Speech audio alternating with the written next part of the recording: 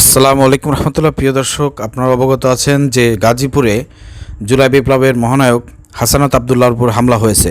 হামলার নেতৃত্ব কারা দিয়েছে এটা নিয়ে অনেক বিতর্ক হচ্ছে। কেউ কেউ বলতেছে ছাত্রদলের লোকজন হামলা করেছে, কেউ কেউ বলতেছে ছাত্রলীগের লোকজন হামলা করেছে, নিষিদ্ধ ছাত্রলীগ আওয়ামী লীগের লোকজন।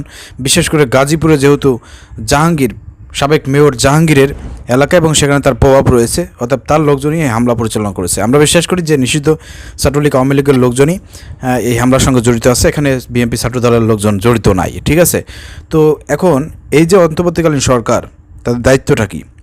আমি সর্বপ্রথম বলেছিলাম যে সরকারের সর্বোচ্চ প্রোটেকশন দরকার। এই হাসানাত আবদুল্লাহ, সার্জিস আলম থেকে শুরু করে জুলাই বিপ্লবে বৈষম্য বিরোধী ছাত্র আন্দোলন যারা মূল নেতৃত্ব ছিল, তারা কিন্তু এই আওয়ামী লীগ ফ্যাসিবাদের টার্গেট। তারা যে কোনো সময় সুযোগ পেলেই তাদের উপর হামলা করবে, তাদেরকে মেরে ফেলবে, হত্যা করবে। এটা একটা স্বাভাবিক বিষয়। তো সেই জায়গা থেকে তাদের সব সময় নিরাপত্তা দেওয়া উচিত। তারা বাড়ির বাইরে থেকে বেরোনোর পর থেকে শুরু করে সরকার উচিত ছিল তাদের নিরাপত্তা দেওয়া। কারণ এই সরকার, বিপ্লবী সরকার, যে সরকারই বলেন না কেন, ইউনূস সরকার, তাদেরকে ক্ষমতায় বসাইছে কে? এই যে ইউনূস সরকার, আজকে আপনি ক্ষমতায় থাকতে হাসানাত আবদুল্লাহর উপরে যে হামলা হলো, এই দায়ের ভার কে নেবে? আজকে যদি পুলিশ প্রশাসনের মাধ্যমে, বাংলাদেশের সরকারি বাহিনীর মাধ্যমে যদি আজকে সারা বাংলাদেশ থেকে আওয়ামী লীগ ফ্যাসিবাদের, ছাত্রলীগের নিষিদ্ধ ঘোষিত যেসব সন্ত্রাসী ছিল তাদেরকে যদি আপনার সঠিক পদ্ধতিতে গ্রেপ্তার করতেন, জামিনের ব্যবস্থা না করতেন, তাদেরকে যদি গ্রেপ্তার করে আটক করে রাখতে পারতেন, শাস্তি প্রদান করতে পারতেন, তাহলে কিন্তু এই ধরনের হামলা ঘটানোর মতন সাহস পাইতো না।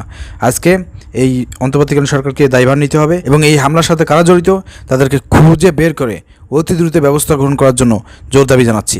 হাসানাত আবদুল্লাহকে বলতে চাই, আগামীতে বাইরে কোনো প্রোগ্রামে গেলে, কোনো জায়গা সফরে গেলে পারে অবশ্যই সেখানে পুলিশ প্রশাসন থেকে শুরু করে ডিবি এবং অন্যান্য সরকারি বাহিনী, তাদের প্রোটেকশন নেওয়া দরকার।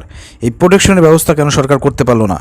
এই যে এটা একটা সরকারের ব্যর্থতা, এই ব্যর্থতা কিন্তু আগামীতে ফ্যাসিবাদকে ফিরিয়ে আনার জন্য কিন্তু সহায়ক।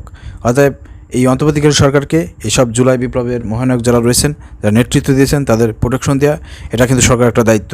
কিন্তু সেই দায়িত্বের অবহেলা কিন্তু এই সরকার করতেছে। তারা জুলাই বিপ্লবে যারা আহত হয়েছিলেন তাদের ঠিকমতো চিকিৎসা থেকে শুরু করে তাদের ভরণ পোষণ, তাদেরকে 30 লক্ষ টাকা করে দেওয়ার কথা ছিল, সেটাও কিন্তু সরকার সেভাবে কিন্তু পালন করতে পারে নাই।